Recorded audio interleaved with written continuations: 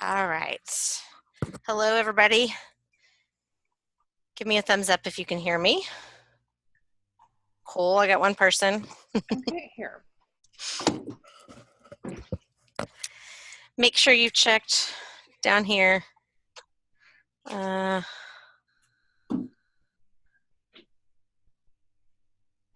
everyone.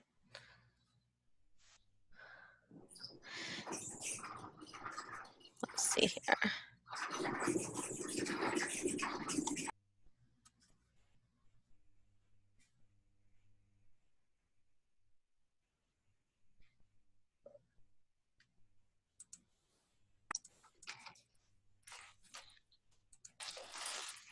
Uh-oh. Did I do that? Nope, you didn't do it. Okay. I did it.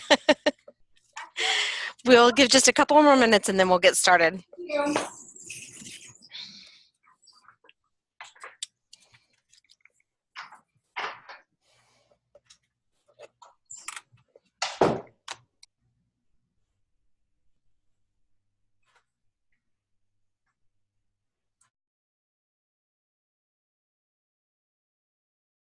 Hello. Hello, Angela. Hi. Hey, I can hear you really clear. Awesome. We'll get started in just a second. You should be seeing a screen that says, "What is Zoom session?" Uh-huh. And down there in the bottom, you should have a little bubble that looks like a little speaking bubble. You can click chat and type in your name and campus.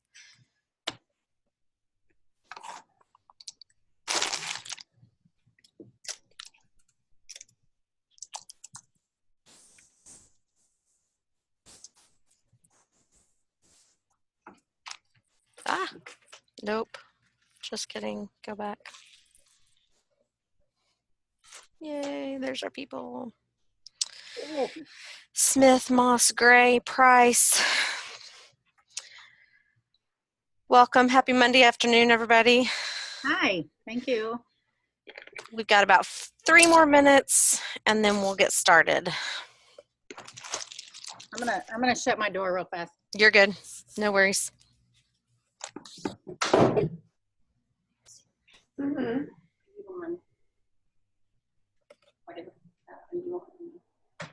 Usually. No. Yeah. Do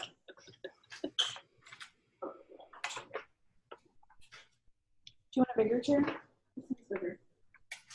You want an adult size chair? Can you hear us? Just barely, Leslie. You're really quiet.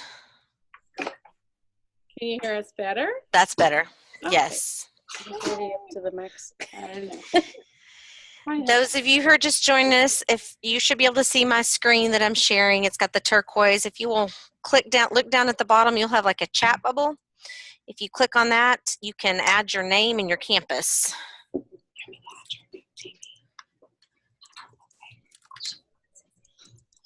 We have about, it's 3:28. We'll wait just a couple more minutes and then we'll get started.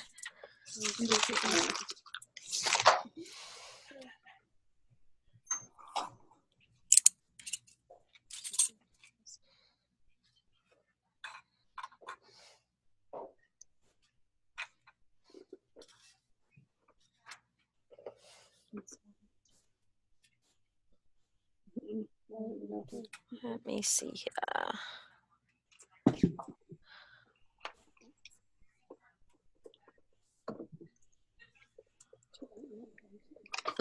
Thanks, Carol, for adding your campus.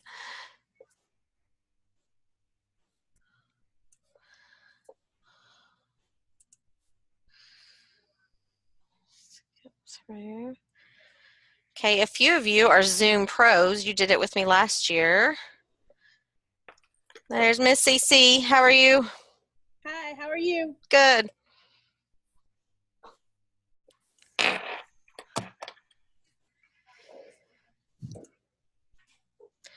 Okay, just about another minute. If you haven't yet, if you'll look down at the bottom, there should be a little chat bubble. You can make sure you click on that and give us your name and campus so I can see everybody who's here. I can only see about 4 of you at a time unless I'm scrolling, so I know I'm going to miss somebody.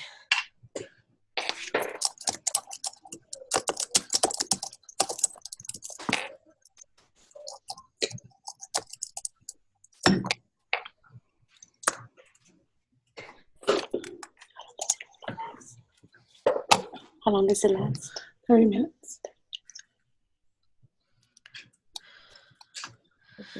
All right. Let's stop my share for a second. Okay, looks like we have about 15 people Yeah. clicked in. Make sure you have unmuted yourself. All right, those of you who can hear me, I'm going to go ahead and start sharing my screen back with you again, which is a slideshow. And so welcome to our first pre-K Zoom session for this year. A few of you have been hung out with me quite a bit last year for some planning time, and some of you are new. So our goal today is just to kind of review all the parts of how Zoom works. And there's a few questions for you to respond to, and then I'll give some time to ask questions about things that are coming up. So you should be seeing a screen with a slideshow on it. The first one is, what is Zoom? So really the purpose that we're using these Zooms for is as a way to collaborate across the district with grade level teaching peers. I know especially pre-K friends, a lot of you are kind of silos out by yourself. Let me see a thumbs up if you're somebody who's kind of the only one doing your thing on your campus. Yeah, there's a few of you. Bilingual. Yes. Which sometimes is the same and sometimes they're not. So, okay, so as we go through the year, we'll offer these a couple of times per reporting period, where this is just time for us to collaborate. Each session will have kind of a focus for us to talk about, but you will always have a chance to ask questions and share with each other. We will, for pre-K specifically, be offering some sessions later on that are specific around planning, like in small groups. So you'll be getting more information about that. Let's go ahead and make sure you're hearing me. First thing you need to think about is your audio. So you're going to look down here for your mute. You can click on that and that will mute it and put a red line through it. If you unclick, it makes it where we can hear you. Make sure you've chosen the correct microphone, whether you're using the computer, I'm using a headset, and then your speakers, what's coming out to you, whether you're using the built-in or a headset. So you need to make sure that you've chosen the correct thing there. Next. Okay, so I'll give you all a second to check that.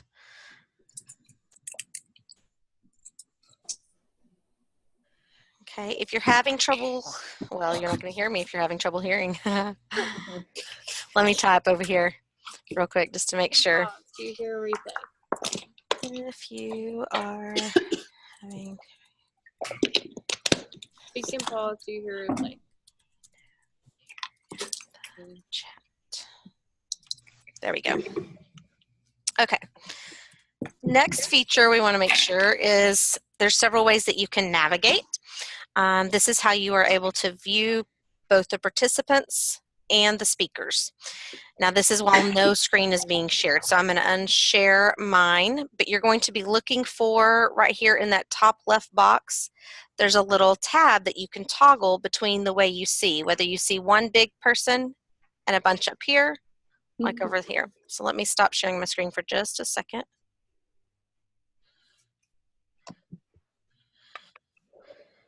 All right, so you can play around with that. Right now, I've got it on speaker view, so I can see all of you in like these little tiny squares, and every time someone talks, it highlights around the square yellow.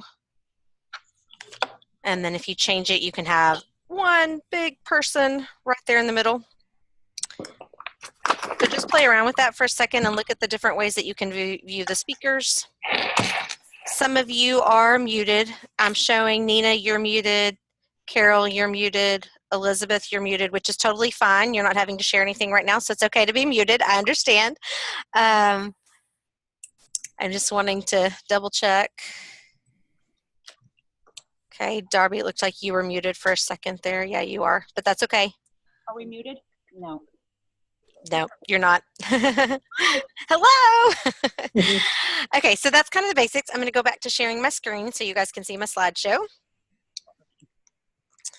All right, so that's just, I wanted you to know there's several different ways you can view someone or the speakers. Let's go on to the next thing. So there's active speaker and gallery view. All right, the next thing you want to think about is how to navigate while you're screen sharing. So when you share a screen, you end up getting a box like this. You guys are still able to see either the big box or the little boxes up here. Throughout the year, you'll have an opportunity to share something from your screen. I know last year, Candace, Miss Cece over at Thompson, she shared a couple of things, and so, oh, there's a speaker.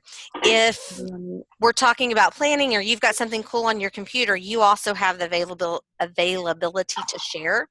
Down there at the bottom of your screen, your navigation bar has a little choice to share, and it's really simple. You click on it and just follow the directions. We won't go in depth today. There's lots of good, you can also Google how to share your screen on Zoom, and you can find tons of videos on that, so if you want to do that.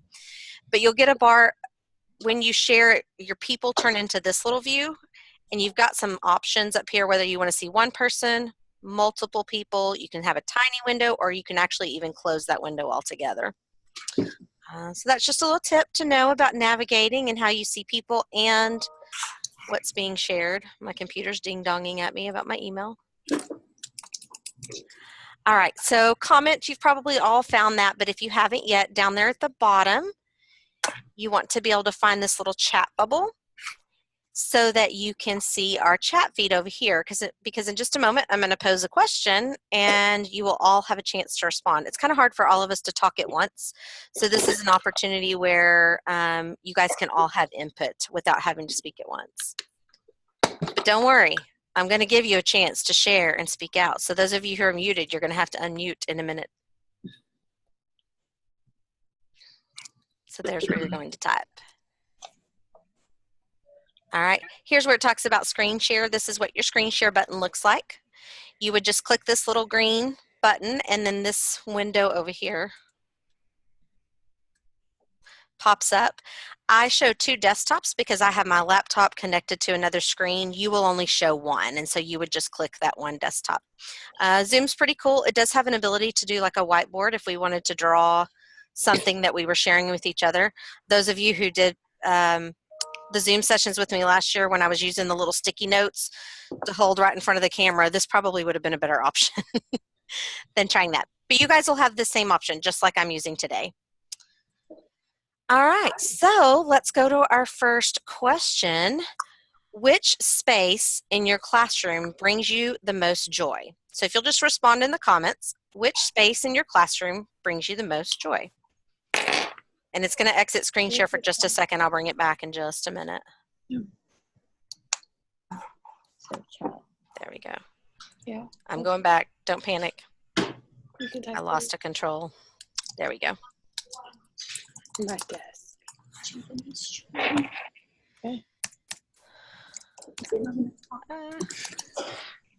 Where's my mouse? I lost my mouse. There it is. So once you've responded, you can kind of, my desk. Do you get to sit down at your desk very often? No. No, probably not. This is the, No, yeah. that's No, that's I know, that's why we love it. All right, Munoz, you said your library center. Can you share why your library center is your favorite? Are you with us? Can I hear you? I bought a little crocodile pool, and the kids love it. And I have a couple stuffed animals in there, and they really enjoy just sitting there and reading the books. Okay, cool. Is that something new, the little pool? Yes, it is. Yes. Awesome, awesome. All right. Nina, you shared that your construction area is your favorite. Why is it your favorite? Create the kids are fun to watch them do whatever, build anything or do whatever they want to do there. It's kind of nice to see to be with them and experience just their playtime. It feels like play to them, but it's a very productive time. Let's see. I'm just skimming through.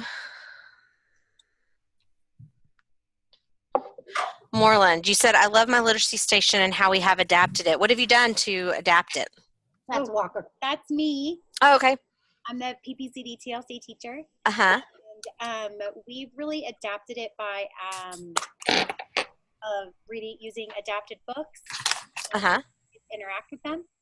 And the kids have really been excited about using the Braids wearing my hair down. matching board. I have a big one that they use. Yeah, and so they've been using a lot of that, and Oh, they just Elizabeth like Braids being was there. on So I've enjoyed it. Awesome. Okay, so one of you is really close to the speaker. I'm not sure which campus it was coming from. No, you're fine. Great, you guys are fine. It was somebody else that was really close, so it was hard to hear you while somebody else was talking really close to their microphone. All right. Blue chair. Pena, you said your blue chair is your favorite spot. What is your blue chair? Like those rocking video game chairs. Okay. So I'll sit on it and I'll read to the kids, or She was here before? No, I was at Hodges with her. That's kind of fun. So you're down low, close to the kids in a little chair like that. they love it. Awesome. Okay. All right. Well, hopefully, I wanted to start with that because hopefully there is a place in your classrooms that bring you joy. I'm sure there are some that also bring you pain from time to time or frustration. So let's move on to our next question. Let's see, maybe. Here we are. All right, number 2. What is one question you have for other teachers in your grade level? So what's something that's kind of burning or on your mind? Okay, I was going to say it can't have to do with CLI, but if it needs to be, it can be with CLI. But what is something you would like to ask or have some input from someone else on a different campus?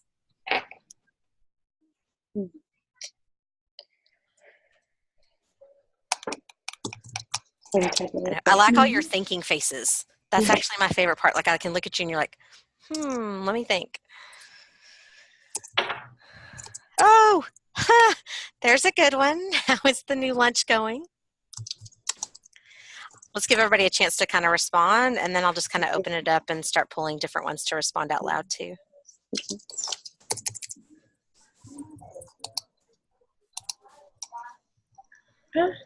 I hear y'all clicking and tapping away.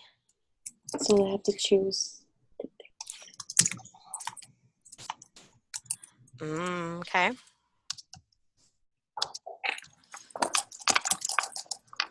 All right, if you're typing, keep typing. I'm just going to kind of start at the top and pick and choose from a few here. As you're typing, I will let you know that I will share the recording of this into our Google Plus community for pre-K, so you can go back and watch.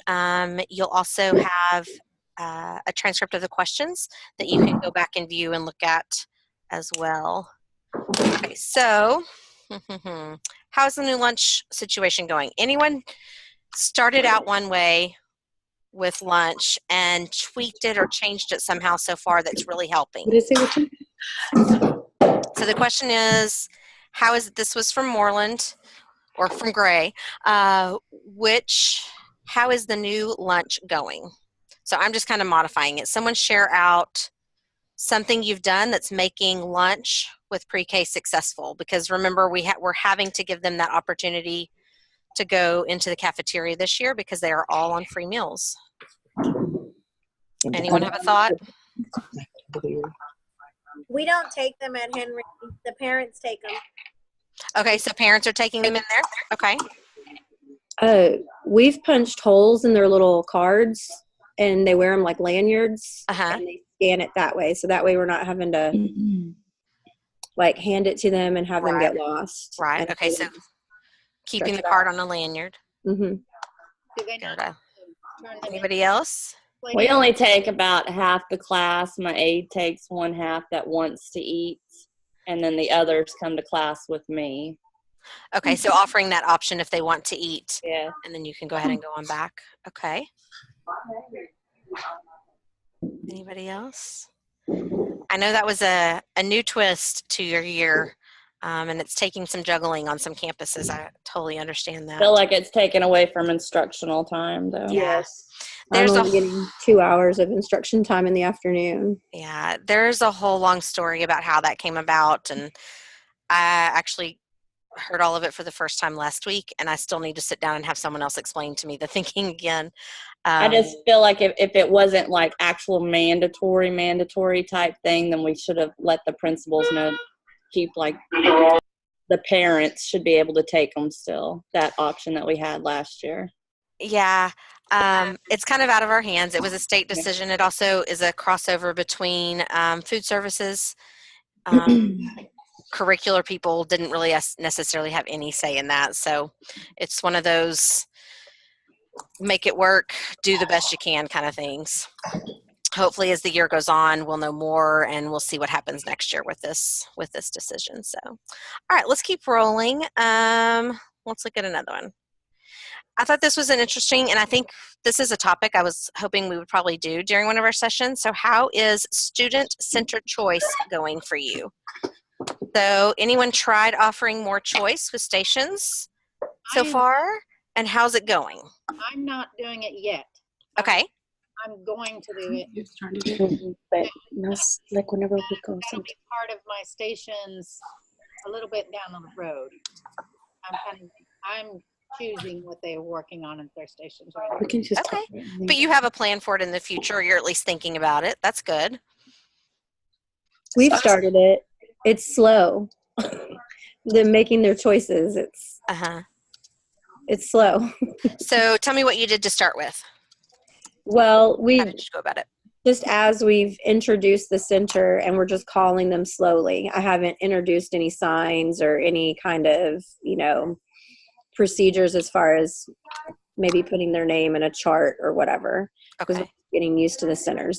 We're going to introduce that. So right now it's slow. Eventually it won't be as slow. Okay. But it's like, it kind of drives you crazy a little. Okay, Play-Doh, what are you going to make up your mind? Yeah. But it's going good. Better than I thought. Awesome. Anybody else have something they've kind of started out stations a little differently this year in any way?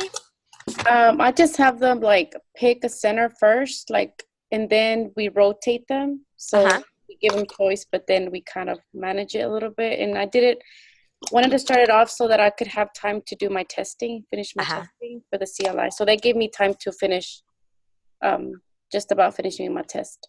So I liked it. Good. Awesome. All right. I have a question. Keep going. Are we allowed to alternate, like 1 week do rotation centers and then the fall, once those are done, then do free choice and alternate throughout the year? Are we only supposed to do free choice? I think. Oh, that one's on. Could you please come to the office? I feel like I have to wait for the announcement to be made. Please come to the office. That was Andrea, right? Yes. Porter, yes. Yeah. I'm trying to flip through and catch you when you're talking, but not always. And some of you, I recognize your voices. So the guidelines talk about choice as to how you implement that into your room and what works best for your structure and your kids. I think your first step is just offering choice. So if alternating every other week is what's working for you, and that means kids are getting a choice at some point. As we dive into the tools that CLI offers, which is the classroom environment checklist. We're going to learn a whole lot more about that on the 24th, so don't panic about that yet. And then after this year, we may move into the other one that CLI offers, which is the classroom observation tool. That one would actually really get a lot more into how you're offering choice and what that looks like. So for this year, I think if you're trying it in some kind of way, then that's fantastic. I will say that I went and sat in on a thing called Class Training, which is a program we're piloting over at Florence. And it is an observation goal-setting tool for the classroom.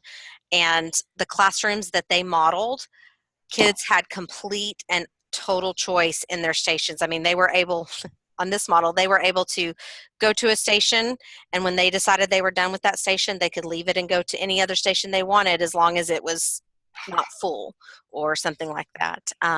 which was interesting because I, in my head, was kind of like, I'm not sure that I could even manage that complete, total free choice and moving whenever you like. So, yeah, Andrea, I think it's awesome that you're trying it in some form or fashion. Okay. And I think it also depends on your kids, and your kids best. The guidelines just say that at this age, part of choice is some of their autonomy. And I think it's something we're going to see as kids grow older, is also offering choice in lots of ways. So I think you're starting a strong foundation if you allow them to do that sometimes. Okay. All right. Anybody else? I'm going to scan through. Let's see what else. Time management. Oh gosh, if we all had the magic bullets for that one. Should I be keeping the drawings writing they are doing at stations, sending them home? I think as far as the writings and what you're doing with writings at stations, I probably would send them home. I think I would keep more of the stuff that we do during more instructional writing, like shared writing, or as you start to move them into kind of a mini writing workshop. But that's kind of up to you and your system for keeping up with things. Do I need to have like a journal, like a writing journal as well? I think that's going to be I've seen it in lots of different places, lots of different ways. I don't know if my pre-K 3 friends are on here. I know one of their classrooms I was in last year, she didn't use necessarily like a composition book journal, but I know several pieces of paper. If I misspeak, jump in on there. Several pieces of like the Lucy paper, or the just blank paper with one box and one line, would be stapled together, and they would work through that packet of paper for several days or over a longer period of time. So again, that kind of comes to your choice and how you manage the idea of writing workshop with little people.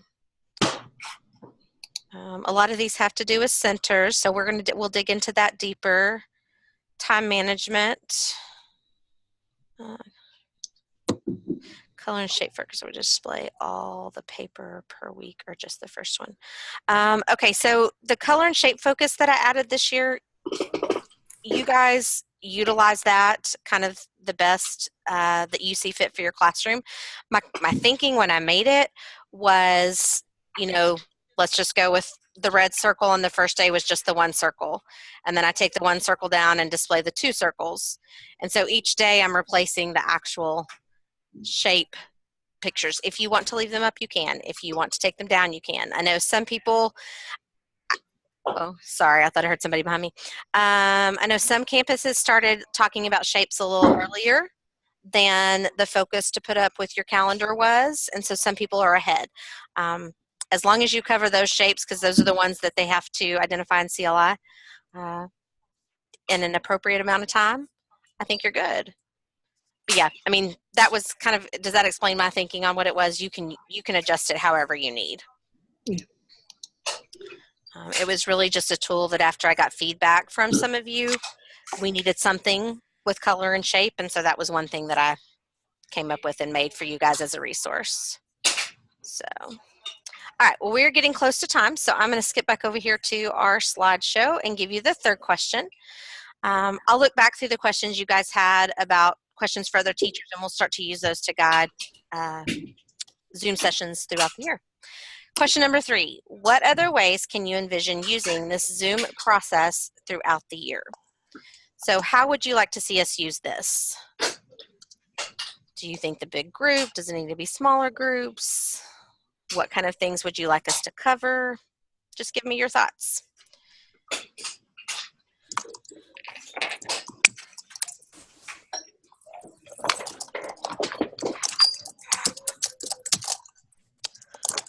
I like I can hear everybody's typing. Click, click, click, click, click.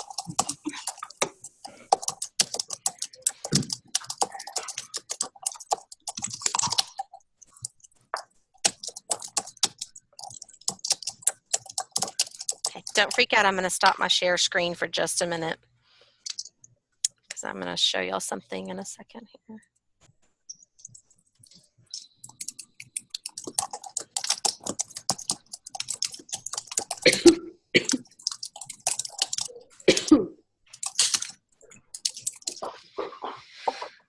lesson planning, large group.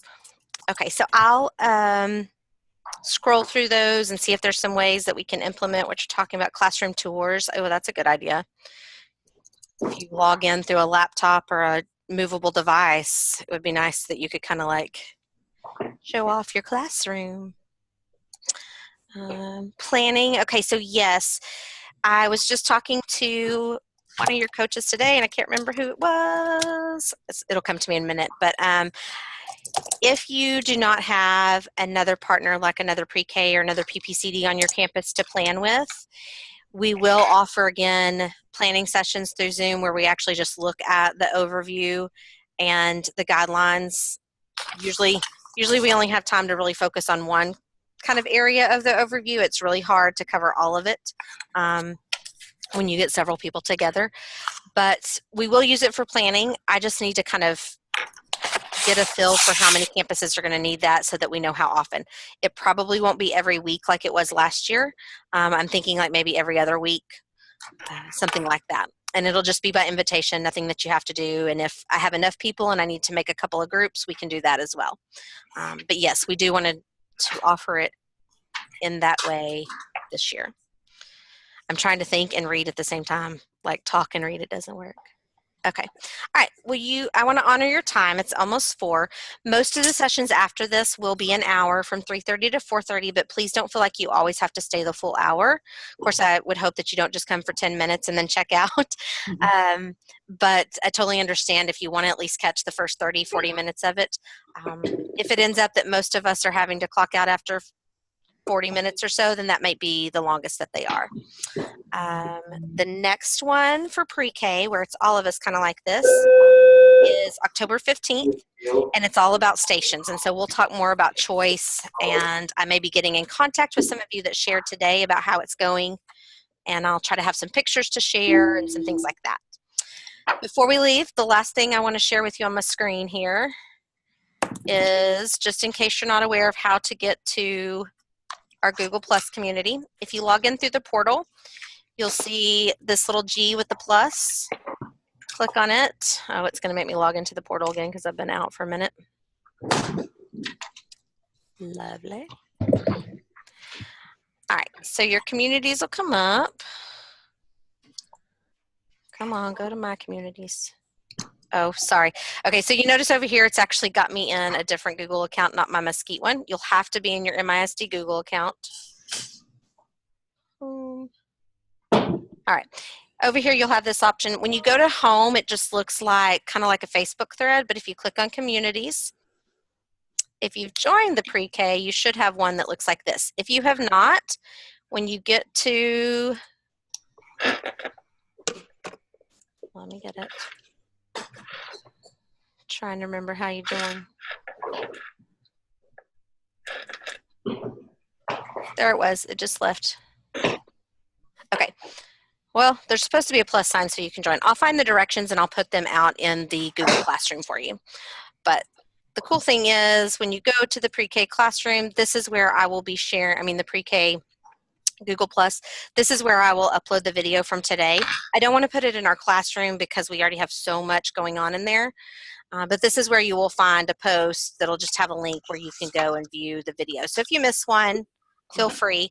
I encourage you, of course, these are totally optional, but if everybody decides just to try to show up and only watch the videos later, then we have no one here on the day to record. And it will be just me talking to myself. My husband thinks I like to do that, but I really don't. All right, so that's the Google Plus community. Any questions? We have 2 minutes. Anything with Google Classroom or questions that you have about that? Lisa, when was the next meeting again? The next one for pre-K is October 15th, and it's on stations, or that'll be the focus of our discussion. Okay. Yeah. And we'll have a little more time. I'll have some things and some ideas prepared along with having you guys share. I think that's it. I will see you guys. Well, I'll actually see you on the 24th, so I'll see you again before the next Zoom session. On the 24th, we'll all be together. We'll be talking a whole mix of things. I've got a lot of things to share with you, but largely we'll be looking at that classroom environment checklist. And then we're also going to do some talking about small groups. So that's kind of our goal for the day on the 24th. All right, well, it is 3:59. Thank you for joining us today. I will click end meeting. It might give you an option to like give a thumbs up or thumbs down if you'll do that for me. If not, that's it. Have a good week and thank you for joining us. Bye, guys. Bye.